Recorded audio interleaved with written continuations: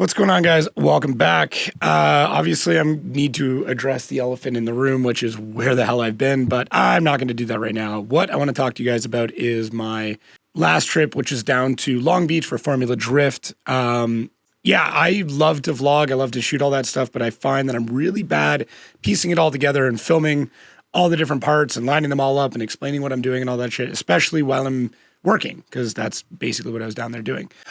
So I found a really cool YouTube channel. The guy's name is Kim Illman. He is an F1 photographer. He gets into a lot of different things about F1. If you really like F1, if you like photography, highly, highly recommend his channel. But the way that he vlogs is really interesting. And that is that he takes like pictures and videos, and then he does like a voiceover and explains his weekend. And I think that's what I'm going to start doing, because why not? And like I said, I suck at that part. So recently, I went down to Long Beach, California for Formula Drift. My company, ZZX Digital, actually sponsors Jonathan Hurst, who is one of the Formula Drift drivers. Part of our sponsorship deal is that me, I guess, are going down to the rounds to work with him, do his video content, shoot his vlogs, and then my company and my editor over at ZZX, she edits all of them. So if you haven't had a chance yet, go check out Jonathan Hurst vlog. If I remember, I'll put a little card or something. But that was all shot by me and then edited by Courtney, who is the editor now for ZZX, which is sick. Might be editing this. I don't know. We'll see. Anyways, yeah, so I was down there shooting all that stuff, getting him all ready. And yeah, it was a super, super cool weekend. So I wanted to walk you guys through what it's like to kind of be behind the scenes, do the media work at Formula Drift. So pretty good travel day down there. Found myself at a decent hotel room, but nothing too fantastic because it's really expensive. Not too far away from the track. Thankfully, Jonathan kind of picked me up every day, so it was a little bit easier. I didn't have to walk. One of the things that we realized when we got there is that he had no hero cards. So I was actually able to call my team back at home and say, hey, let's put together a hero card really quick, find a local printer, and get all that stuff printed out. So that way he had stuff to sign at the event, which is super cool. We were able to get that done in basically, I think it was about 12-hour turnaround time. So super proud of my team for that. Shouts out to Jessie, who's my wife, who's also one of the leads at the company for basically handling almost all of that for me. So awesome. Yeah, outside of that, obviously have to go to media meetings and, basically sit with all the different photographers, learn about the rules, spots we can shoot, spots we can't shoot. Super excited. Got to see a lot of friends that I knew back when I was shooting with Riley. I guess it was 2018, 2019. Yeah, just really happy to see everybody from there. Guys like Nate at Daily Driver Media, Kyle Cross, Victoria over at, I can't remember her company name. Vital. Anyways, there's a whole bunch of people that I used to shoot with and spend time in the media pit with that I got to see again. That was super fantastic to see all of them. This is actually my first time shooting Long Beach. Almost all of it was shot on the S1H with the, I believe it's the 100 to 400 back there, F4. We found this time it was really difficult. From what I hear, a lot of the times before, Larry Chen would go around and basically put tape where he wanted punch-outs put in the fences. Not all of those got done, so it was very, very difficult to shoot without having fence in the way. So that's kind of the main shooter for that was the S1H. I shot almost everything in 4K, 60 frames in log. Funny enough, I actually forgot to set my white balance correctly, and once I realized it was like one day in, I kind of just left it. It did screw with a little bit of editing stuff, but overall not massive. I believe I set it for sun and not for shade, and it was basically overcast for the entire weekend, which was weird because I thought LA would be super bright and shiny. Yeah, really weird track to shoot. You can't shoot an entire run unless you get up like into the grandstands or stuff, and I really didn't do that. And I was really rusty because it's been a while since I've actually shot drifting. So, it was a lot of short clips and short runs. But I did try to get a couple of really key shots of really close up. If you've ever seen our other channel, which is Pistonhead Productions, you know that I like slow-mo, really tight shots of cars drifting. I like to see what the suspension does. I like to see what the wheels do. I like to see how the smoke pours off and how the aero kind of affects where the smoke goes. Couple neat things with it are there's a lot of really tight sections where you're almost sandwiched between like the concrete barrier and like more fencing or grandstands. So it is a little freaky.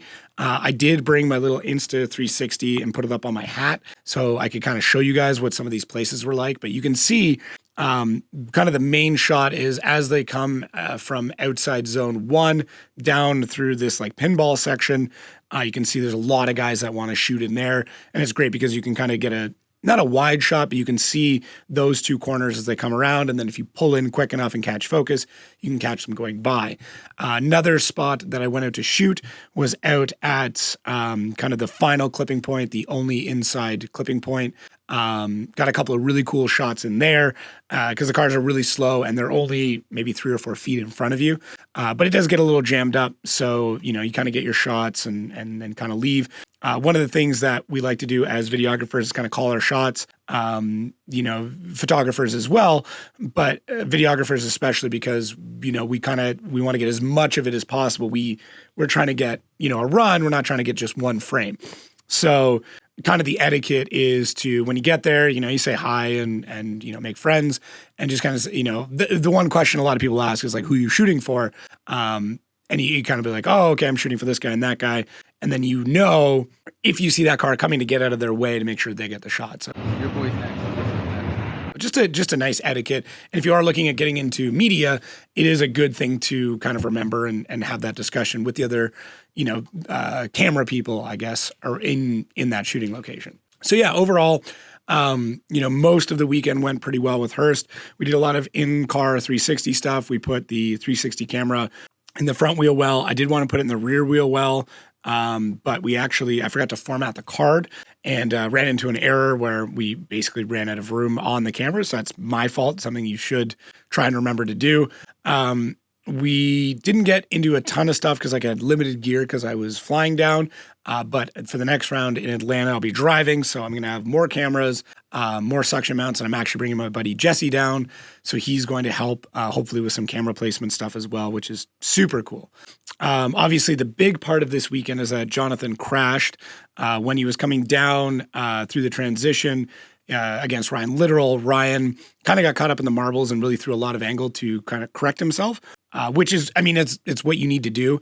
And then Hurst was in really deep, and in the transition, because of that, Hurst had to slow down. But in the transition, Ryan's back end smoked the front end of Hurst's car and just shoved him into the wall. So thankfully, I was able to get a good shot of that. Thankfully, he was okay, obviously. He actually did break his foot, which is crazy.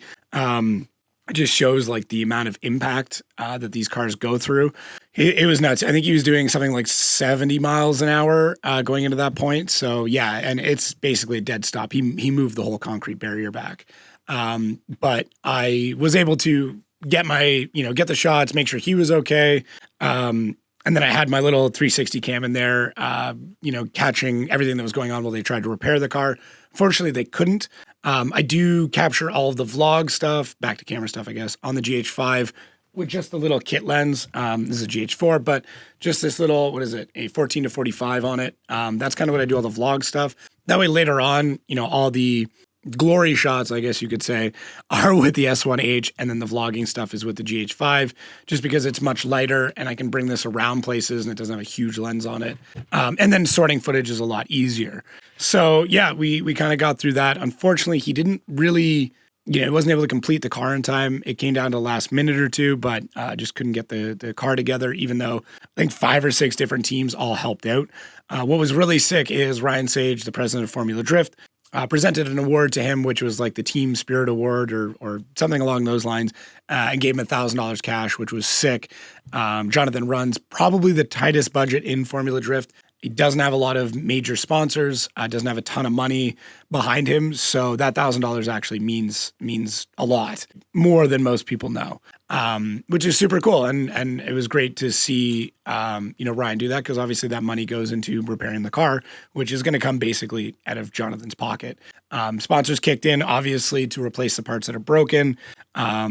But yeah, at the end of the day, it still costs him money to repair that car. So yeah, outside of that, did hang around LA for a bit. My flight got canceled. Thanks, Spirit. So I had to stick around for an extra day, but I was able to get some sick tacos. So that did make up for it. But yeah, that's kind of what my weekend was like. This is kind of the quick Cole's notes, the quick and dirty about this. Let me know if you guys like this style of video. I'm going to try and shoot more of a vlog. And if it doesn't come together, then at least I know I can do this. But yeah, if you guys like this, hit like, subscribe. I don't fucking know. Do whatever it is you want to do. If you want to do that shit, cool. If you don't want to do it, this is more for me to be able to reflect back on these memories anyways. But please make sure if you made it this far, go check out Jonathan's channel. Check out all the hard work that we did there. Once again, shouts out to Courtney, the editor on that project. Absolutely crushing it. So yeah, make sure to check out all of his stuff. Same thing, check out Kim Illman. And if you guys are interested in any marketing stuff, please hit me up, ZZX Digital. You can send us a message on the website or email me directly, which is jacob@zzx.digital. Enough of the commercials and stuff. Thank you guys. Next video will hopefully be from Atlanta, or maybe I'll explain why I went dark for a while. Leave me a comment. If you want that, leave me a comment. See you guys later.